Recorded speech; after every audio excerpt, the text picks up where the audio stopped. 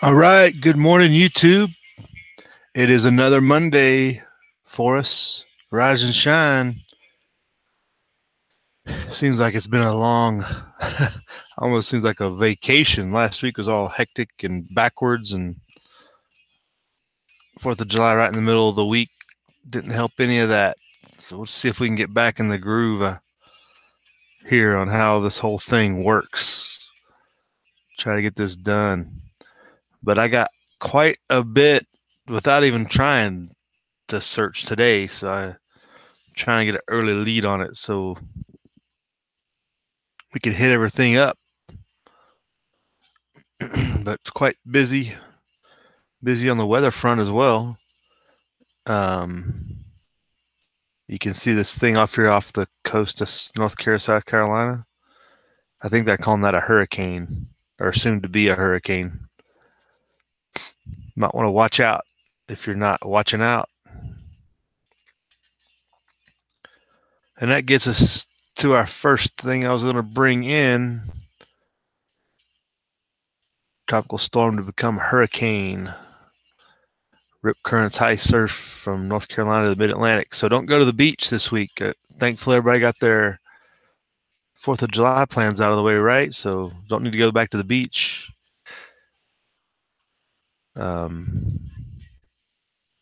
Currently winds at 60 miles an hour. Nothing too terrible, but they're expecting it to get stronger, as they say. Could become a hurricane today or tomorrow. There's a possible path, so it doesn't look like it's going to have landfall, at least not in the U.S. Some of our Canadian friends might get it there, it looks like. So if you're going to the beach, it might ruin your plans, but it's like other than that, don't go to northern, which this will be tropical storm probably by the time it gets here, but it's definitely going to ruin some days, beat people at the beach. Don't go out in your boat, all that good stuff. Pretty simple. Nothing too drastic, but it is like the first near miss this hurricane season, so everybody needs to be aware the time's coming. If you're in those zones, you know it. Hopefully you're prepared for it too as well. That's probably even more important. Hey, Tommy boy, what's going on? Your dogs have a problems with fireworks, do they? I've got one that's a big baby about them too. She just runs and hides. So also on the weather front, just coming out of Japan, they had a pretty severe storm. Drastic downpours, 88 dead. And then there was another article that updated, I think said 112. Let's just listen to this real quick. A story that we've been following for you out of Japan, where the death toll has jumped dramatically to more than 36 people after torrential downpours. Meanwhile, there's still about 50 people listed as missing. Many of them went missing after several mudslides in the area. And all this flooding was from the remnants of Typhoon Praparun that hit Japan earlier in the week. The water reportedly climbing as high as 16 feet in some of the worst hit areas, according to local news media. Now, over just the past couple of days, people saw anywhere from 1 to 2 feet of rain. People were rushing to get onto their rooftops and their balconies as rescue crews were trying to get people airlifted and out of harm's way as fast as they could. The number of casualties, unfortunately, will likely change, and there will be updates on this still developing story. Nearly 50,000 police and firefighters have been mobilized for search and rescue missions.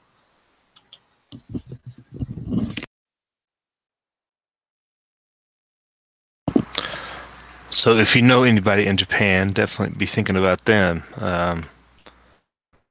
That's pretty severe flooding, and it's like caused a lot of damage, obviously, to kill that many people. But there was the tagline here on the Drudge, I think said 112, or no, maybe it was on CNBC earlier. 112 was a new update, at least 114 killed.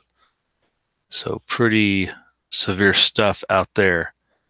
I think people need to remember too is not all Japan's tropical. A lot of that, once you get so far up the island chain and on the main island of Japan, there it's a just regular forested area, so it's not tropical and used to dealing with a lot of this. It's kind of like the difference between hitting South Carolina and hitting New York or Pennsylvania. Some places are more adept at dealing with it just terrain wise and the way they've structured their drainage and everything else. But 15 feet, I mean, how does your water rise that much? That's crazy. All right. You can do it. Good morning. How you doing? So where do we start? Let's don't go to Haiti. We'll start here, staying overseas. This was an interesting article on the Drudge, getting into your foreign travel SHTF plans. Haiti's already at that level, so you know when you're going in and what you're getting into, but you usually probably aren't going to have anything even estimated to be able to help you out. But apparently there was some shelter in place. Violent demonstrations erupted across the island over a fuel price hike. So the Americans is the least of the problem here. Mobs are probably trying to murder everybody. And there's probably a lot of people that look like Americans. And most Haitians probably wouldn't know the difference between a British accent and formal English and an American accent. So anybody that speaks English is probably in trouble. And maybe a few others as well. But an estimated 120 Americans are believed to be staying at the Port-au-Prince Hotel, which is targeted by protesters who are attempting to bypass security and set the building ablaze. Wow. Most of these are youth groups and missionaries from across the U.S. unable to safely make it to the airport for departure. That's via Fox News. This other Western hotel was set ablaze in, where does this say? Petitionville? So they got some, as if Haiti wasn't bad off enough.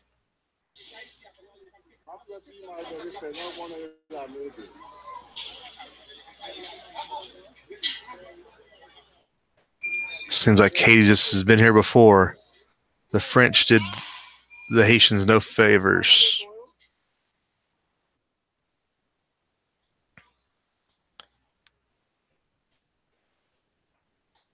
So that's going on there. Some of the photos. That won't. There we go. Burning things in the streets always a good way to protest, right? Tires in the streets. I'll never understand that one. And going at if they got a problem with the gas prices, that's one way to do it. Go burn the gas pumps down. That'll probably make gas prices go higher.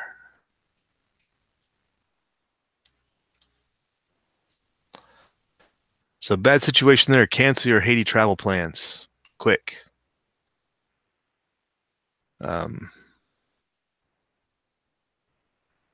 Can't imagine wanting to go there, but people that are going there, like talking about missionaries and stuff, aid relief workers, stuff like that, definitely in bad shape, sounds like.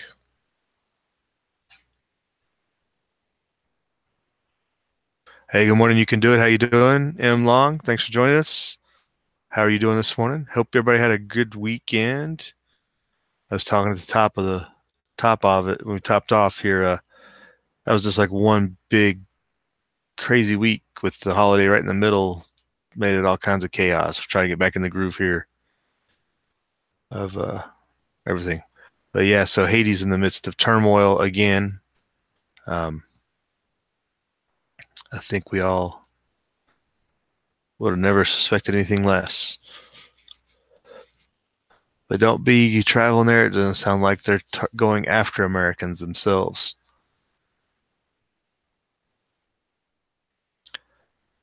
So in our favorite country to mock, I guess, especially after 4th of July. The Brits are messing it up.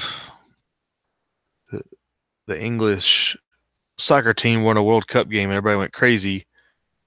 And my biggest commentary is here is they're protesting, or they're rioting for the wrong reasons. It was just sad looking at this, some of the results of this. Somebody stormed an IKEA store, etc.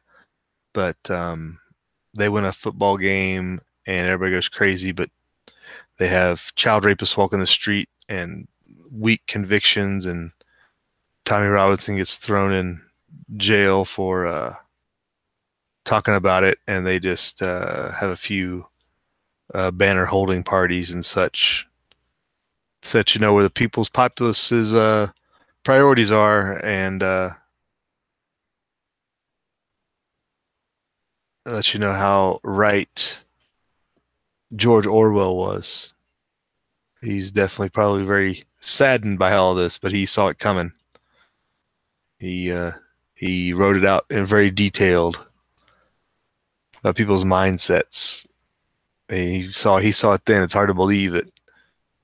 80 plus years it was, probably 100 years ago now, right? 80 years ago, yeah, roughly.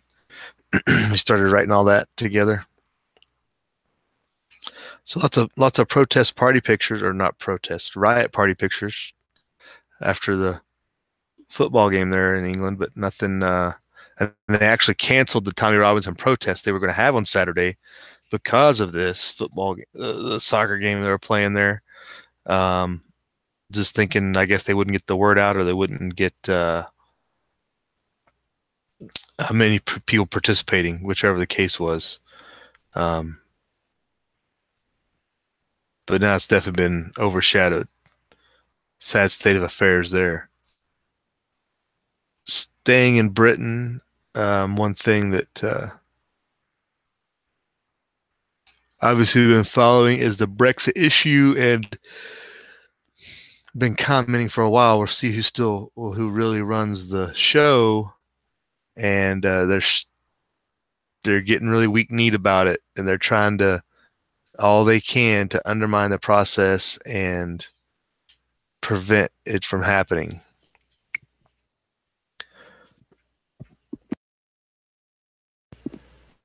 So May, the Prime Minister, is trying to help force through what they're calling a stinker Brexit trade plan. They're really trying to make it the worst deal possible to convince everybody not to go to Brexit. There was a protest a couple of weeks ago by what you'd call the opposition to Brexit to have another vote, do a do-over, that people didn't know what they were getting into, that people didn't know how bad it would be or the effects of it, or they're trying all they can to undermine the process. So here out of the Daily Mail, I guess just on the bullet level here, Minister in charge of negotiating Brexit resigned at midnight over May's plan for the UK's exit. Mr. Davis said her policies announced that Sécures, I can't say that, would leave UK in a weak negotiating position with the EU. Well, of course, that's what they want. So they don't want to be in a strong position. They don't want strong, independent nations. It's the whole point. The departure of Mr. Davis is a huge blow to Mrs. May, who insists she has set out the right Brexit for Britain. The Prime Minister is due to face the Commons later, before the Commons being the House of Commons. I'm assuming that's what they're talking about. Not like on the Commons out in the middle of town. Later, before making potentially stormy appearance before Tory backbenchers. Some of these players, I don't know who they really are, so we're going to have to, whether they'll say it in the story or we'll have to figure it out later. Jacob Rees-Mogg said he would oppose the Prime Minister's proposals and accuse her of trying to bounce ministers. May's chief of staff has been briefing opposition MPs to try to win wider support for her Brexit blueprint. Oh, hey, Kat. Well, sorry. Like I said, it's been a long week. You could do it. I gotta get my coffee in. It's not. I haven't even taken a sip yet. Hey, Castaway, how you doing? Good morning.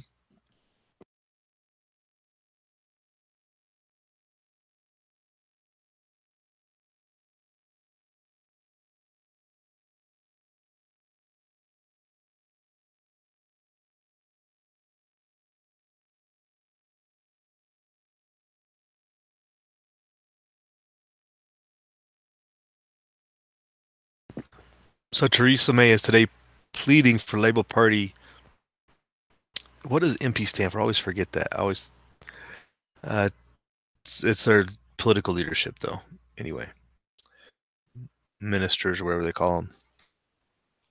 She's pleading with the Labour to her force her stinker Brexit plan through Parliament in the wake of David Davis's dramatic resignation. May has drafted Dominic Raab into the cabinet to replace Davis as she tries to quell a massive backlash from Eurosceptics that threatens to sweep her out of Downing Street. The Tory wrath has been inflamed further after it emerged that Miss May, Chief of Staff Gavin Barwell, is briefing opposition MPs in a bid to win them over to her third way proposals for future trade with the EU. So they're looking at a third way to do this trade deal as part of the Brexit. Brexiters warn that the Premier will not survive if she has to rely on socialist votes to get the measures through the Commons.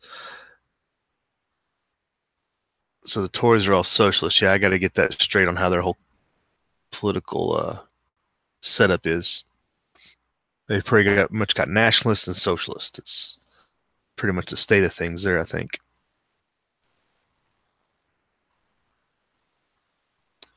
Amid calls for Boris Johnson to take up cudgels by following Mr. Davis out of the door. Cudgels, I think they call them. We'd call it torches and pitchforks, maybe, or whatnot.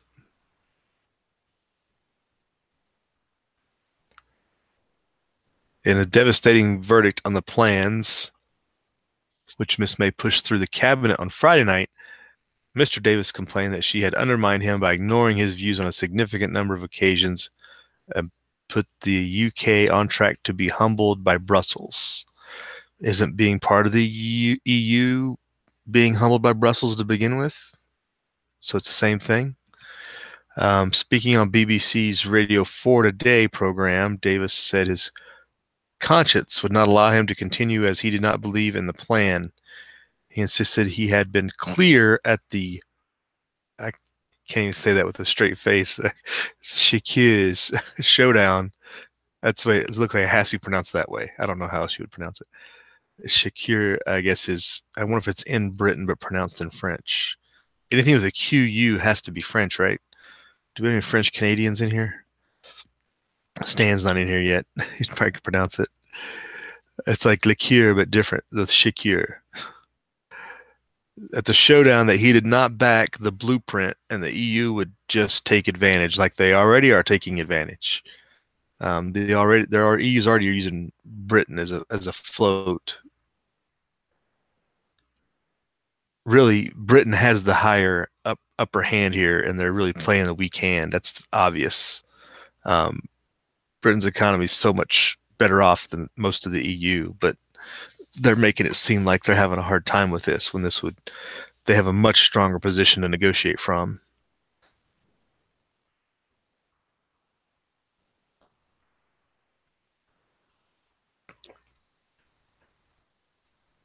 So to quote Mr. Davis here, they'll take what we offer already and then demand some more. That's what I fear. Right, because they're desperate. Of course they're going to want more. We're giving too much away too easily, and that, to me, is a very dangerous strategy. Indeed, I agree there, sir. The appointment of Mr. Raab, seen as a true believer in Brexit, will calm nerves on the Tory benches somewhat. A Leave campaigner in the referendum. He has been promoted from housing minister.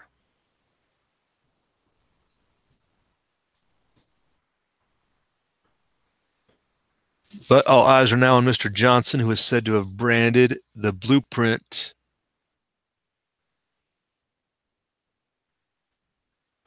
something's, I'm not sure what that's supposed to be. Something's been starred out, but I don't know what they meant by it. So Mr. Johnson, who is said to have branded the blueprint during the cabinet showdown, he branded it some name that apparently is not printable in print. And I'm not sure what bad word starts with a T in Britain. a, a twit, a twat. Yeah, anyway. He has so far remained ominously silent amid contradictory claims over whether he is attending the Cobra emergency meeting. Really? They named a meeting Cobra? What is I wonder what Cobra means. It's a cabinet meeting.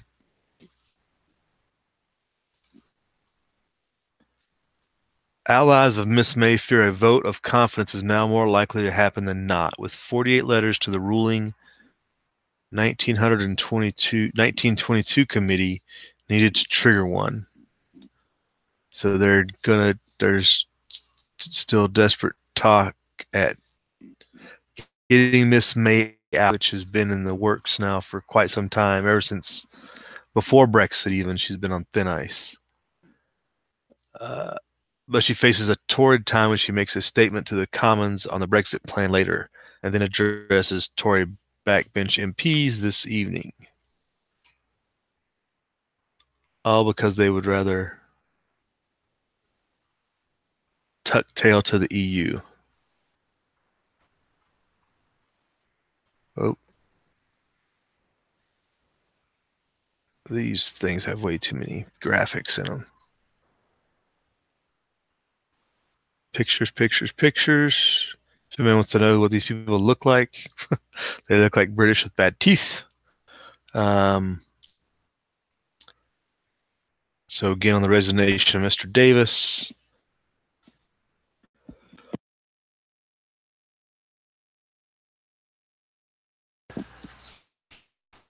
Mr. Davis quoted, "As you know, there have been a significant number of occasions in the last year or so on which I have disagreed with the number 10 policy line, ranging from accepting the Commission's sequencing of negotiations through to the language on Northern Ireland in the December joint report." Oh, that would be interesting to see what that was about. I mean, what was to be the policy line on Northern Ireland that was changing? The internal British politics that we so much don't care about, but still the interest of leaving the EU. At each stage, this is still Mr. Davis speaking here, quoted. "At each stage, I have accepted collective responsibility because it is part of my task to find workable compromises, and because I considered it was still possible to deliver on the mandate of the referendum and on our manifesto commitment to leave the customs union and the single market. I am afraid, and I think the current trend of policy and tactics is making that look less and less likely." Yes, they're undermining it at every turn they can, because they've probably been directed to, for one, and they don't want it to happen. The Prime Minister May responded by saying, "I do not agree with your characterization of the policy we agreed at Cabinet on Friday." Well, that was straightforward, right? Yeah, right, Castaway, that's the big thing of the swamp's too deep to float a Brexit. That was one of the big discussion points a few weeks ago, is like, who's really going to be running Britain? We're fixing to find out who rises up here and makes this stop from happening. I don't think anybody thinks it's really going to happen. And like they talked about, the trade deal they've made the trade deal so weak, they're going to act like, well, we can't do it any stronger, because that's just not doable to do anything for the benefit of Britain. Food Force Permaculture, good morning, sir. How are you? Kenneth, the Kentucky fam, good morning, sir. How are you? Go split that wood, Tommy boy. Get it all stacked up. Be ready for winter in no time. Tosser. Oh, you think? Well, it was only 4 letters. Smoking locust. I don't think tosser. They could print that in a British paper, right?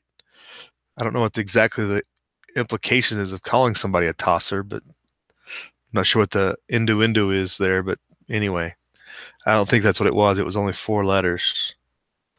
Hey, good morning, Scotsman. If Scotland would have got their exit secession done, we would probably be a different story here. That's for sure.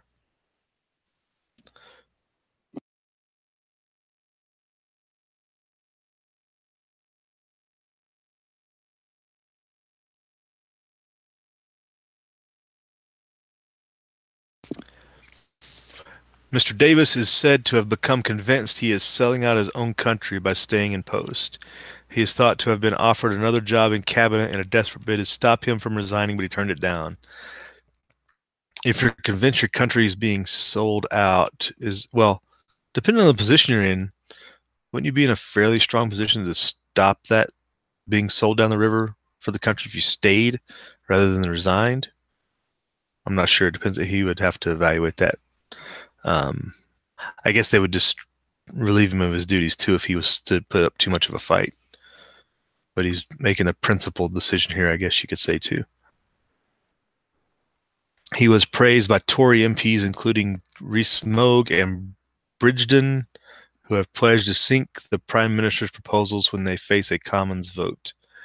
Angry MPs accuse Miss May of peddling a stinker of a deal, with some publicly jibbing that her leadership is over. End it.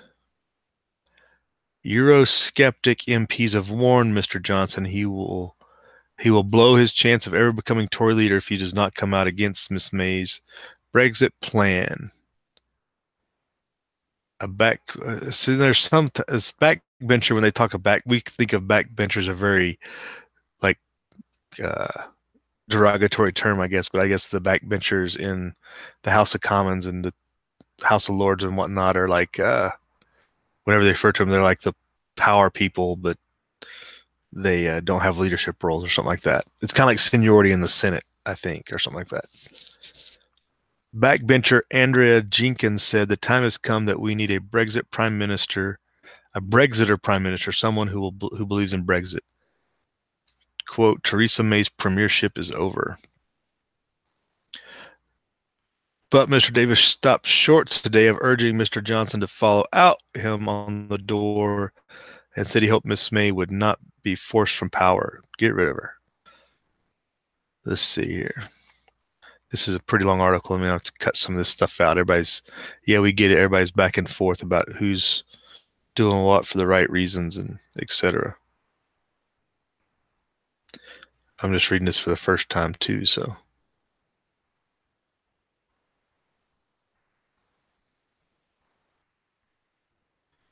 Asked if Brexiters needed to put the Prime Minister's future to a vote of the Conservative Party, he replied, "It may well come to that." If the quote here, who is this quoted? He.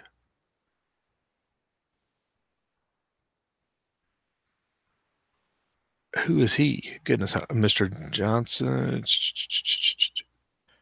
Goodness, you have to go way back here to find out who Mr. is. I guess this is Jenkins still talking.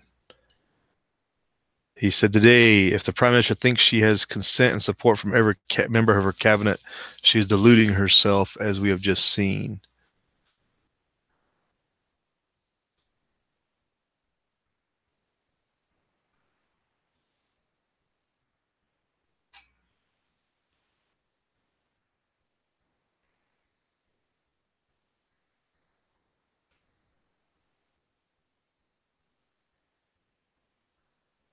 They're urging Eurosceptics not to submit letters calling for a conservative leadership contest. What we need is a change of policy, not a change of PM. Usually that's hard to do with one without the other. Usually you have to do both. Mr. Baker said he had almost been prompted to quit by childish aggressive briefing from number 10 on Friday. The minister should quit, could be forced to get taxis home. I guess Shakir is where they had this meeting during the week or something like that. Everybody got together and powwowed in a summit, I guess. Mr. Hunt warned that it was the now or never moment for Brexit, and we have to get behind the Prime Minister. If you have a weak trade plan, that's designed to fail. It's already over. Unless they get negotiate a position of strength, they're not going to get a good Brexit plan. It'll probably be almost like they didn't leave.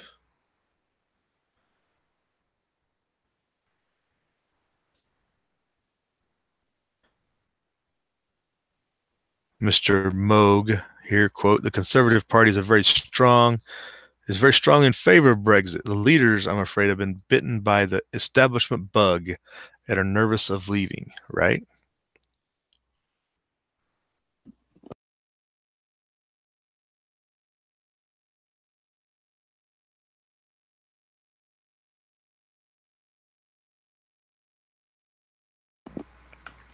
So this is the article in the Daily Mail. I also had a Sun article.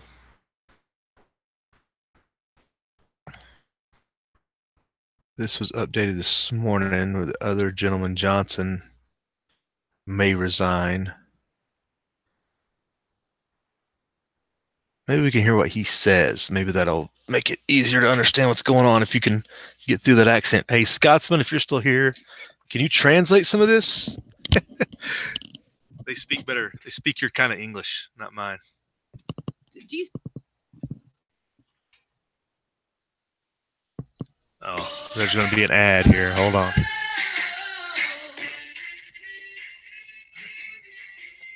Man wants to come to Reno to visit the Grand Sierra. There's your ad. I think that it's possible to run a negotiation on behalf of the UK leaving the European Union unless you are yourself a Brexiteer? Well, it helps being a Brexiteer. It certainly helped me. But we know that Theresa May doesn't actually believe in the cause. Well, even when asked, repeatedly when asked if she had a chance to vote again, would she have voted for Brexit? You must put those questions to her. My view is that she understands very well from our conversations throughout the last 2 years on this in private and in full committee and so on, full cabinet and so on. She has always seemed to me to understand very well what the British people wanted out of this. And that's the point. And she saw it as a duty to deliver it. Those two things together are the important components and yet you've resigned because you don't think she's going to deliver it. I think the version she's putting forward, both in terms of policy and tactics, are they're not the ones I would put forward, that's for sure. Other than the fact that you've lost your ministerial car, so you were at least able to use it to get back out of Chequers. Very long driveway, I understand. And a bit of salary. And a bit of salary. Other than that, will your resignation change anything, David Davis?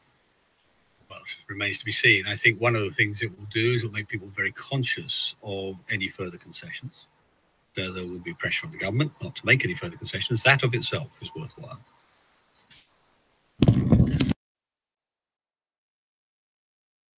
All right, so we learned one thing there. They call it Chequers, not Shakir. They don't pronounce it in French like I would. All right, so that came out of that at least. But yeah, that wasn't much more than what we've already talked about. That's the riots from the soccer game. So, yeah, more to follow on this. We'll see if Brexit actually happens, which we're not too confident. I don't think anybody is. We got some other people jumping in here. Tony, what's up with the dinosaurs, Tony?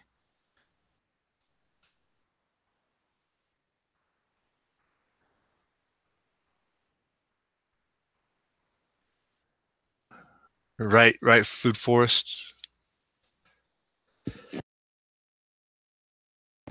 Yeah, I think we understood it all, Scotsman. The biggest thing is we learned that they call it Chequers with the QU there. And there was one other article I wanted to get to, so we'll move on from the Brexit talk here, the undermining of Brexit and everything. What did Checkers have to do with cars? Checkers was the locations where they're having the meeting, Smoking Locust. What I was calling Shakur earlier, because I didn't know how I would have pronounced it in the French manner. I guess they call it Checkers with the QU in the middle of the British whatever formal Queen's English. I guess that's the way they speak it.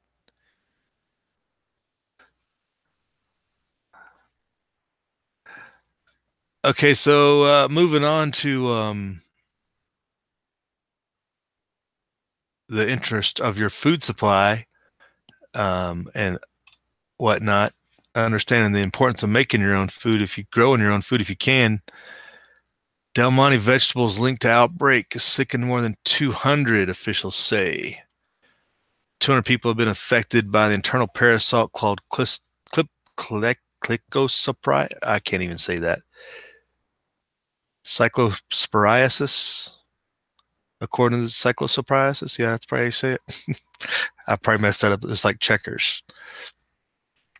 The victims reported eating packaged vegetable trays from fresh Del Monte product that included broccoli, cauliflower, carrots, and dill dip. Symptoms of the infection include stomach-related illnesses, fever, fatigue. Symptoms usually arise a week after the contamination food was eaten. That's 200. That's a pretty large foodborne outbreak. Usually you hear a couple dozen. I'm sure there was be a recall out for this, I would imagine. More than 200 people have been infected by an internal parasite after reported eating vegetables from fresh Del Monte produce, not so fresh maybe. CDC reported there were 212 cases of the infection of cyclosporiasis in Iowa, Michigan, Minnesota, Wisconsin. So if that's in your AO, be on the lookout. But more importantly, know the dangers of packaged foods. Even when they're vegetables and other things, these seems to be on the increase. It's not like the food processing is getting any better. You hear, seems like a lot more commonly now of things like this, salmonella, everything else seems to be popping up more and more. I guess it was sold at a Quick Trip or a Quick Star convenience store in those states, which I had never heard of one. So I guess if you live there, you would know if you have a Quick Trip nearby. And that would be interesting if each of the products bought was, I mean, for all 200 of those that got sick, all of them were from the same convenience store, then there might be a problem of handling at the convenience store level, not at the processing level. But outbreaks of cyclosporiasis in the United States have been linked to imported fresh produce contamination with a microscopic parasite called Cyclosporiasis. See, they make it hard enough, cyclosporiasis, and they add these two words here together. Yeah, I ain't saying that all together. But the infection first gained prominence in the U.S. during an outbreak in the mid-90s, has shown up every year since.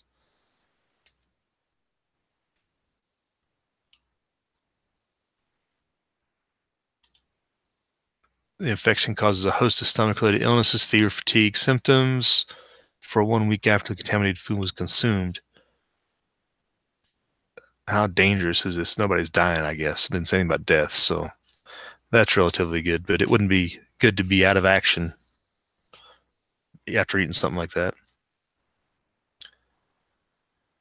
One of the main reasons cryptopsoriasis is so difficult to understand.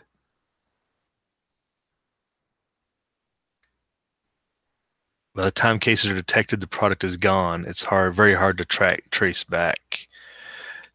It's suspected the number of cases was much higher than the 212. So if you've been in those areas eating vegetables and you got sick and didn't report it or didn't go to the doctor because you just toughed it out, which probably happens more times than not, I think is kind of the point there.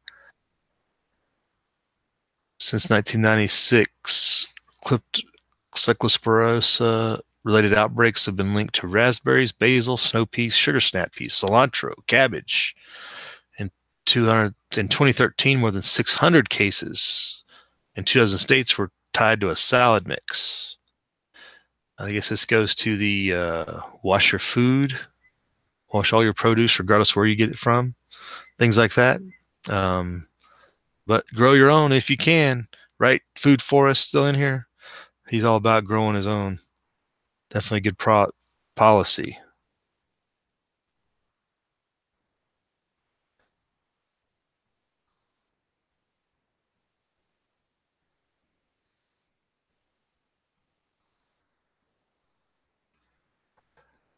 Hey, good morning, Slicer. How you doing? Slicer G's with us. Hey, Tactical Tony, what are you trying? No Jeep emoji? Right? You like the new one, though? The new ride's pretty pimp. I like that body style better anyway. The Grand Cherokee just never did it for me. You got a better body style. It's got a lot more accessories that goes with it. I would definitely like it better than some of your options. Yeah, right on point. Food Forest, right here in the article, they continue to go down. According to the CDC, the parasite most likely got on the produce through feces, but Dr. Osterholm said it is still not known exactly how and why the produce gets contaminated. Somebody didn't wash their hands after the bathroom, maybe. I mean, when it goes through processing, there's so many places where it can get introduced, after it leaves the fields. But still, you got to wash your food. It's like we used to say when we used to go overseas, if you can't peel it, you don't eat it. You never ate fresh fruit or fresh vegetables unless it was cooked or you could peel the skin off. Like you just didn't trust other people unless you were doing it yourself and washing it yourself. We were always instructed to stay away from things like that just because of the way they fertilize their produce and stuff. Like you're talking about composting, Food Forest, a lot of countries, they don't do a lot of that. They just put fresh manure, feces out in the gardens, human and otherwise, in a lot of places. So it was not the most healthiest of circumstances.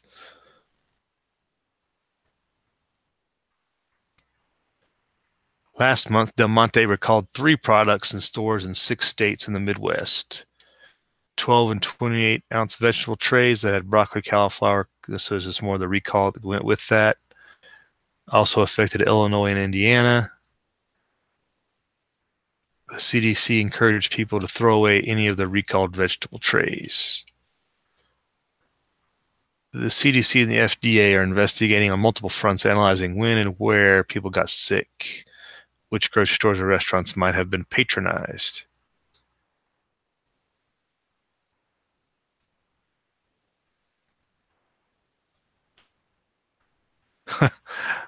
To tell you how far behind the power curve we are here. So an investigation last year into more than 1,000 cyclosporiasis cases could not identify how the infection was spread or whether it was all part of one outbreak or several smaller outbreaks. So the medical side of that, trying to figure some of that stuff out, is still far behind the power curve on figuring things out in a lot of cases. Texas on Monday is investigating separately 56 cases of cyclosporiasis that health officials there had found since the beginning of May. Unclear if they're connected to the Midwest, right? So grow your own food is still more important than ever.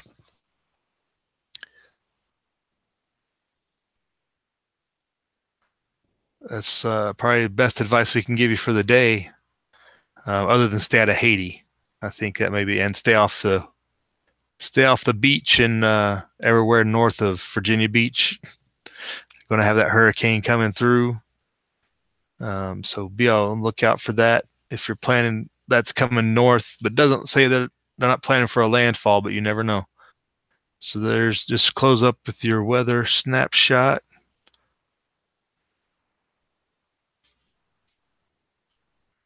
Thanks everybody for joining us.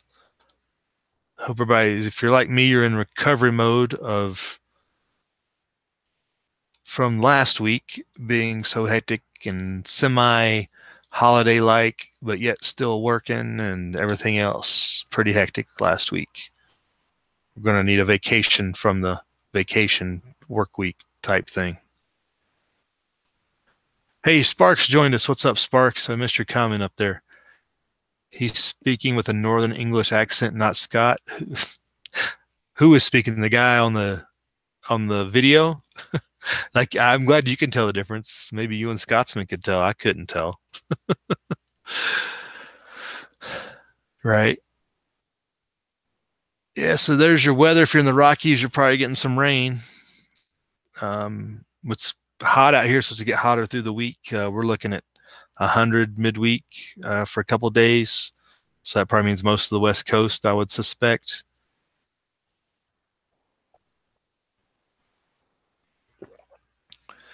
Surf's up, right?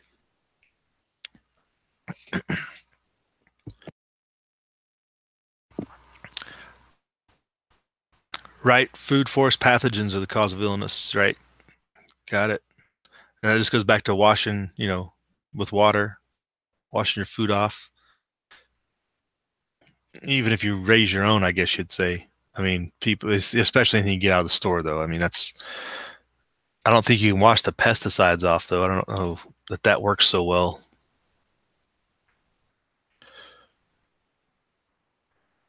Smoking Locust, peace out. Surf.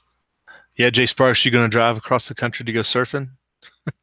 They were talking about high surf in the Carolinas. It's only moving further north, I guess. Hey, ZPD put out some good videos. I like that. That was a big pig yesterday in that video. That's bigger hogs than I've got, I'll tell you that much. Do you know what breed that was? Looked like a good heritage breed, but I didn't hear you mention it in the video. I did. I was like similar to my pigs, but just bigger. So I don't know if that's a potbelly or what.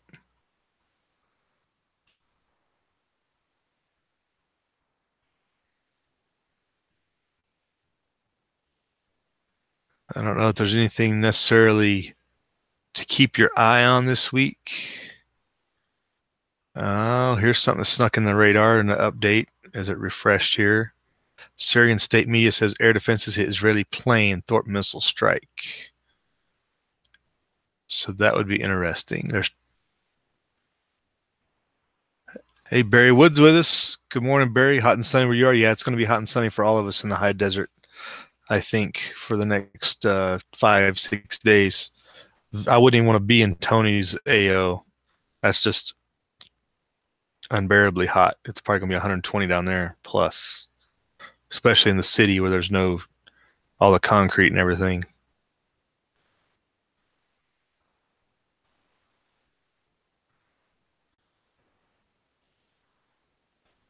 All right, folks, that's the morning wrap up for this Monday. We'll get this week started. Thanks for joining us, and live free.